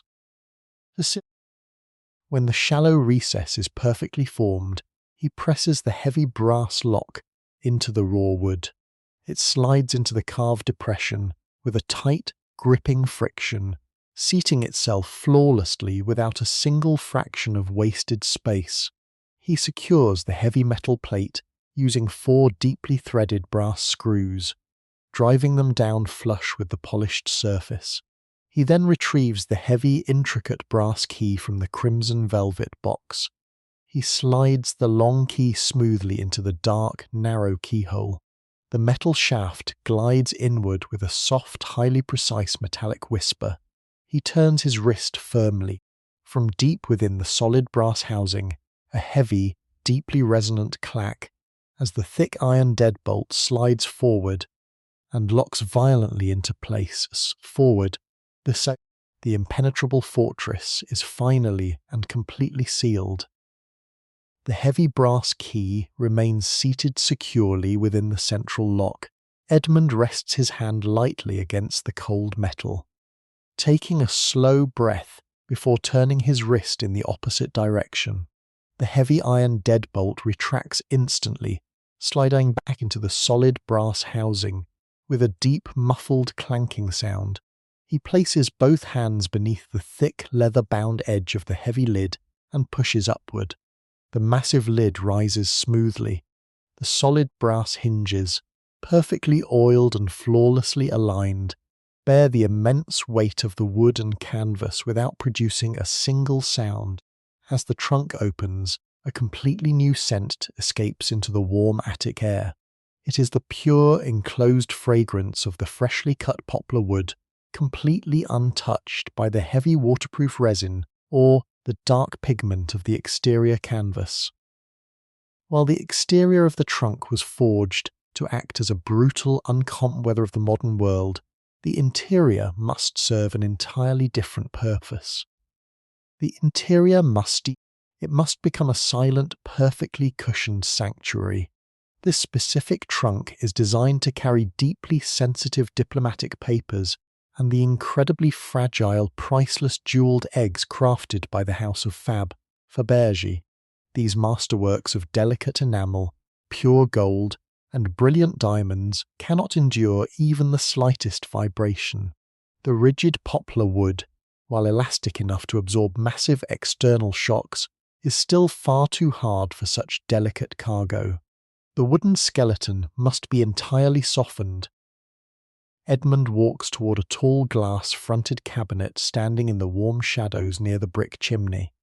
He opens the tall doors and retrieves a massive roll of raw, unbleached cotton batting. This is a thick cloud-like mass of pure, soft fibers, carrying a deeply comforting, clean scent that immediately neutralizes the harsh metallic tang of the brass tools. He carries the heavy roll back to the desk and lays it out across a clean section of the wooden table. He reaches for his heavy, tailor-incredibly shears, forged from dark steel and incredibly sharp. He guides the lower blade of the heavy shears beneath the thick layer of soft cotton. As he closes the handles, the sharp blades slice through the dense fibers. The cutting produces a highly satisfying, deeply muffled crunching sound, a soft rhythmic parting of the material that feels incredibly gentle after hours of striking heavy iron against solid brass. He cuts several precise squares of the batting.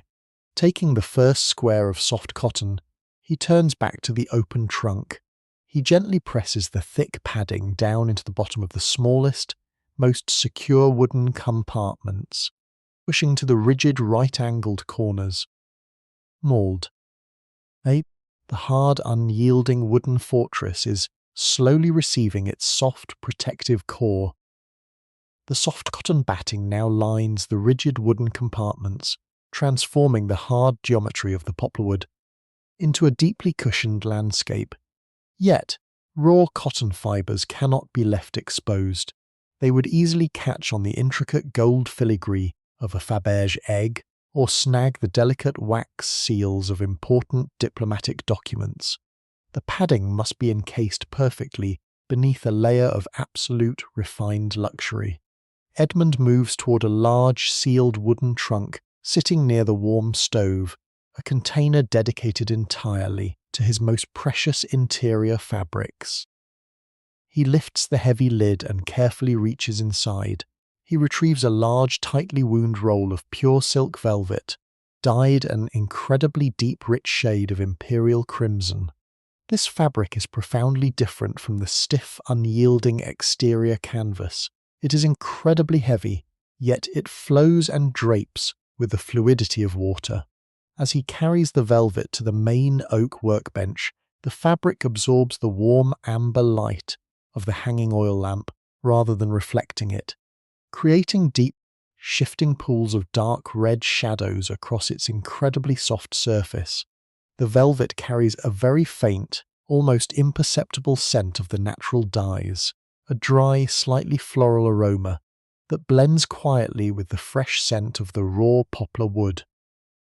He unrolls a length of the heavy crimson velvet across his cutting table, the incredibly dense, microscopic silk pile producing a sound that is barely audible. It is a deeply luxurious, hushed sigh, a sound of pure aristocratic refinement that stands in stark contrast to the heavy, violent tearing of the hand saw from hours before. Using his sharpest tailoring shears, he cuts a precise square of the heavy red fabric, goes back to the cast-iron stove and retrieves a small pot of warm, highly refined wheat starch paste. This delicate adhesive is completely different from the heavy, pungent rabbit skin glue used on the wooden frame. It is almost completely odorless and incredibly smooth, designed specifically to bond fine fabrics without ever staining them or altering their delicate texture. He applies a very thin, perfectly even layer of the warm starch paste to the smooth back of the velvet. Carefully, holding the fabric by its very edges, he lowers the heavy crimson square down. The velvet meets the soft cotton batting.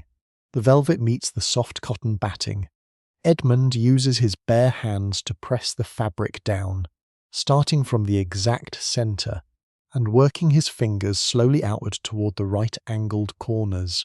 He smooths out any microscopic wrinkles, ensuring the silk pile lays perfectly flat and completely uniform.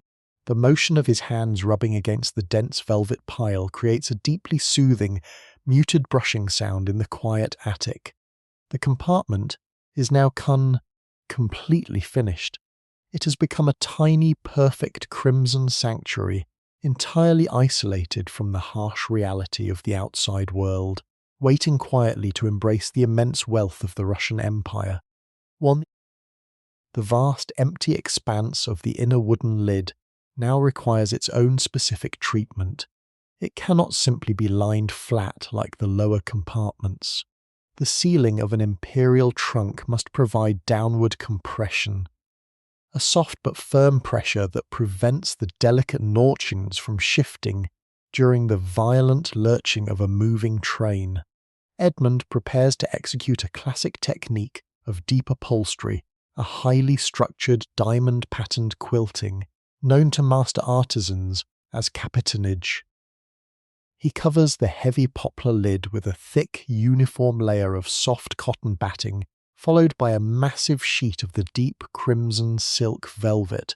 He does not glue the center of this heavy fabric. Instead, he reaches for a long spool of tightly woven crimson silk ribbon and a small, delicate brass tack hammer.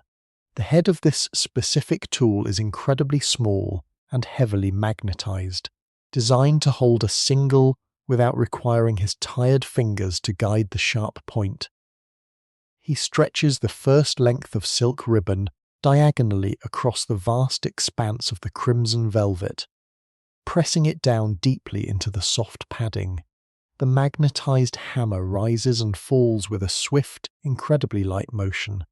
The strike produces a tiny, sharp metallic click, driving the short brass pin through the ribbon, through the heavy velvet, and securely into the poplar wood beneath. He pulls another ribbon across the opposite diagonal, intersecting the first precisely at the tack, and secures the tight ends firmly along the inner wooden frame. This highly meticulous process continues across the entire inner lid. He crosses the crimson ribbons at perfect, mathematically exact intervals, securing every single intersection with a gleaming brass pin. The continuous light tapping of the tiny hammer creates a rapid, delicate rhythm, completely distinct from the heavy echoing strikes of the exterior, riveting. As the intersecting ribbons are pulled tight, the loose velvet between them rises slightly, creating a beautifully structured landscape of plush, crimsons, diamonds. This quilted ceiling is far more than mere decoration. The taut silk ribbons act as a highly secure, flexible webbing, a perfect place for the Tsar to tuck sensitive diplomatic letters against the soft velvet without fear of them tearing. Edmund steps back, his eyes scanning the perfect geometry of the lid. Outside the wet window, the pitch-black sky finally begins to soften into the cold, pale grey of the long-awaited Parisian dawn. the pale, cold light of the Parisian morning finally breaks through the small rain-streaked window, casting a quiet, grey illumination over the silent attic. The heavy, relentless roaring of the winter storm has completely subsided, leaving behind only the soft, irregular dripping of water falling from the Date Einersee roof onto the wet cobblestone streets far below. Edmund stands slowly, his heavy shoulders aching profoundly from the long, unbroken hours of intense physical labour. He gazes down at the scarred oak workbench. The magnificent imperial trunk sits completely finished, a flawless physical monument of raw timber, dark leather, and gleaming brass. He reaches out and grasps the thick leather-bound edge of the heavy lid, lowering it slowly. The perfectly oiled brass hinges guide the massive weight downward with absolute silence. As the heavy lid meets the lower wooden frame, the air inside is forced out, producing a soft, deeply satisfying sigh that brushes gently against the quiet air of the room. The thick iron deadbolt engages automatically, sliding into the solid brass lock with a heavy, resolute clank that echoes with absolute finality. The wooden fortress is now entirely sealed, holding its soft crimson sanctuary safely within the impenetrable exterior shell. From a small wooden drawer in his desk, he retrieves a tiny rectangular plate of solid silver and a highly precise steel engraving tool. He does not use dark ink to sign this specific masterpiece. Instead, he presses the sharp tip of the cold steel directly into the silver surface. The friction of metal against metal is incredibly faint, producing a microscopic scraping sound as he carefully carves the unique registry mark of the Royal Commission. He spells out the date of completion, tracing the elegant letters for the very first day of the new year. He secures this tiny silver plate to the edge of the lock with 2 minuscule brass pins, marking the heavy trunk permanently as a true artifact of his family legacy. He begins the slow, methodical process of clearing his heavy workbench. The steel handsaw, the dark iron plane, the small saddler hammer, and the fall wiped neatly rettings and returned to their exact resting places in the worn leather tool roll. Kamuyun. The deep, heavy scent of waterproof resin and rich animal glue begins to fade, replaced slowly by the crisp, freezing winter air seeping through the window frame. The artisan turns down the small wheel of the hanging oil lamp, extinguishing the warm amber flame completely. He stands in the quiet, cool light of the new dawn, physically exhausted but profoundly at peace. The solitary journey of the long night is finally over, and the silent, indestructible guardian, his fully immense voyage across the freezing plains of the Russian Empire, across the freezing plains. This is a work of creative historical narrative constructed solely for entertainment, relaxation, and educational purposes. While rooted in verified archives, certain scenes and atmospheres have been textually reimagined to provide an immersive auditory experience. This content was developed with the assistance of advanced AI tools and has been meticulously reviewed, verified, and edited by the editorial team at Whispers of Centuries. All rights reserved. Until next time, listen closely to the whispers of the past, because you never know what timeless wisdom might quietly find its way into your night.